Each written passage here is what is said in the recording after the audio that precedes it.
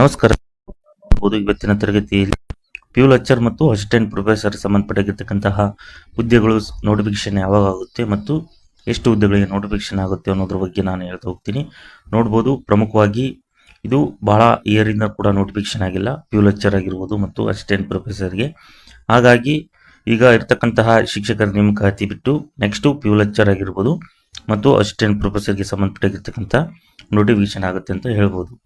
ಹಾಗಾದರೆ ಇದಕ್ಕೆ ಸಂಬಂಧಪಟ್ಟಿರ್ತಕ್ಕಂಥ ನೋಟಿಫಿಕೇಶನ್ ಯಾವಾಗ ಆಗುತ್ತೆ, ಅಸಿಸ್ಟೆಂಟ್ ಪ್ರೊಫೆಸರ್ಗೆ ಆಗಿರ್ಬೋದು ಮತ್ತು ಪ್ಯೂ ಲೆಕ್ಚರಿಗೆ ಮತ್ತು ಎಷ್ಟು ಹುದ್ದೆಗಳಿಗೆ ಅನ್ನೋದಾದರೆ ನೋಡಿ, ಶಿಕ್ಷಕರ ನೇಮಕಾತಿ ನಂತರ ಅಥವಾ ಶಿಕ್ಷಕರ ನೇಮಕಾತಿ ನೋಟಿಫಿಕೇಶನ್ ಏನು ಮಾಡ್ತಾರೋ ಸೊ ತದನಂತರ 1 ವೀಕ್ ಆಗಿರ್ಬೋದು ಅಥವಾ ಒಂದು 15 ದಿನ ಒಳಗೆ ಪ್ಯೂ ಲೆಕ್ಚರ್ಗೆ ಸಂಬಂಧಪಟ್ಟಿರ್ತಕ್ಕಂಥ ನೋಟಿಫಿಕೇಶನ್ ಆಗುತ್ತೆ ಮತ್ತು ಅಸಿಸ್ಟೆಂಟ್ ಪ್ರೊಫೆಸರ್ಗೂ ಕೂಡ ಅದೇ ಟೈಮ್ನಲ್ಲಿ ಮಾಡ್ತಾರೆ ಅಂತ ನಾನು ಹೇಳ್ಬೋದು. ಹಾಗೆ ಇದಕ್ಕೆ ಸಂಬಂಧಪಟ್ಟಿರ್ತಕ್ಕಂಥದ್ದು ಈ ಪ್ಯೂ ಲೆಕ್ಚರು ಮತ್ತು ಅಸಿಸ್ಟೆಂಟ್ ಪ್ರೊಫೆಸರ್ಗೆ ಸಂಬಂಧಪಟ್ಟಿರ್ತಕ್ಕಂಥ ಟೋಟಲ್ ಎಷ್ಟು ಹುದ್ದೆಗಳಿಗೆ ಅಂದರೆ ಸುಮಾರು 2000 ಹುದ್ದೆಗಳನ್ನು ನಾವು ಎರಡಕ್ಕೂ ಬ್ಯಾಲೆನ್ಸ್ ಮಾಡಿಬಿಡಬೇಕು ಅನ್ನೋದ್ರ ಬಗ್ಗೆ ಚರ್ಚೆ ನಡೀತಿದೆ. ಹಾಗಾಗಿ ಪ್ಯೂ ಲೆಕ್ಚರ್ಗೆ ಸಂಬಂಧಪಟ್ಟಿರ್ತಕ್ಕಂಥ ಎಷ್ಟು ಹುದ್ದೆಗಳಿಗೆ ಎಷ್ಟು ಅಂದರೆ ನೋಟಿಫಿಕೇಶನ್ ಆಗ್ಬೋದು ಅನ್ನೋದ್ರ ಬಗ್ಗೆ ನಾನು ಹೇಳ್ತಾ ಹೋಗಿದ್ದೀನಿ. ಸೊ ನಾನು ಹಳೆಯ ವಿಡಿಯೋದಲ್ಲಿ ಹಲವಾರು ರೀತಿಯಾಗಿರ್ತಕ್ಕಂಥ ಹುದ್ದೆಗಳ ಬಗ್ಗೆ ಮಾಹಿತಿ ಕೊಟ್ಟಿದ್ದೀನಿ. ಸೊ ಅಲ್ಲಿ ಹೆಚ್ಚು ಕಮ್ಮಿ ಆಗ್ಬೋದು ಹುದ್ದೆಗಳ ಸಂಖ್ಯೆ, ಮತ್ತು ಇದು 1200+ ಹುದ್ದೆಗಳಿಗೆ ನೋಟಿಫಿಕೇಶನ್ ಆಗುತ್ತೆ ಅಂತ ಹೇಳ್ಬೋದು. ಸೊ ಅಲ್ಲಿ 800 ಇಲಾಖೆಯ ಆರ್ಥಿಕ ಅನುಮೋದನೆ ಕೊಂಡಿತ್ತು. ಸೊ ಇನ್ನೂ ಹೆಚ್ಚಿಗೆ ಪ್ರಮಾಣದಲ್ಲಿ ತಗೊಂಡು ಸೊ ನೋಟಿಫಿಕೇಶನ್ ಆಗುತ್ತೆ ಅಂತ ಹೇಳ್ತೀನಿ.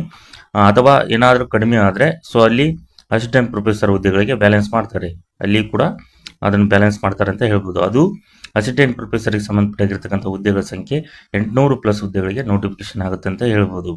ಹಾಗಾಗಿ ಸೊ ಇದು ನೋಟಿಫಿಕೇಶನ್ ಸ್ವಲ್ಪ ಶಿಕ್ಷಕರ ನೇಮಕಾತಿ ಏನು ನೋಟಿಫಿಕೇಶನ್ ಆಗುತ್ತೋ ತದನಂತರ ಅಥವಾ ನೋಟಿಫಿಕೇಶನ್ ಆಗಿ ಕೆಲವೇ ದಿನಗಳಲ್ಲಿ ಇದಕ್ಕೆ ನೋಟಿಫಿಕೇಶನ್ ಆಗುತ್ತೆ ಅಂತ ಹೇಳ್ಬೋದು.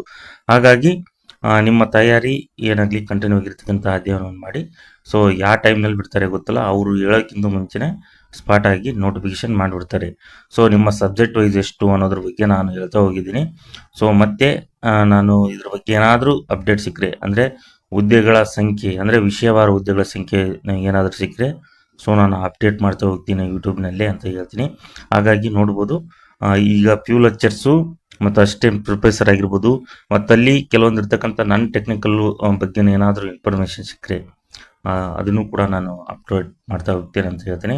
ಹಾಗಾಗಿ ಎಲ್ಲ ಸ್ನೇಹಿತರು ನೋಡ್ಬೋದು. ಸೊ ಪ್ಯೂ ಲೆಕ್ಚರ್ಸ್ಗೆ ಓದ್ತಿರೋರು ಮತ್ತು ಅಸಿಸ್ಟೆಂಟ್ ಪ್ರೊಫೆಸರ್ಗೆ ಸ್ಟಡಿ ಮಾಡ್ತಿದ್ರು ಎಲ್ಲ ಸ್ನೇಹಿತರು ನಿಮ್ಮ ಸ್ಟಡಿ ಕಂಟಿನ್ಯೂ ಆಗಿರ್ತಕ್ಕಂಥ ಸ್ಟಡಿ ಮಾಡಿ. ಸೊ ಅವ್ರು ಏನು ನೋಟಿಫಿಕೇಶನ್ ಆಗುತ್ತೋ ಆವಾಗ ನಿಮ್ಮ ಹುದ್ದೆಗಳ ಸಂಖ್ಯೆ ಎಷ್ಟು ಮತ್ತು ನಿಮಗೆ ಕಾಂಪಿಟೇಷನ್ ಎಷ್ಟು ಇರುತ್ತೆ ಅನ್ನೋದ್ರ ಬಗ್ಗೆ ನಮಗೆ ತಿಳಿತಿದೆ.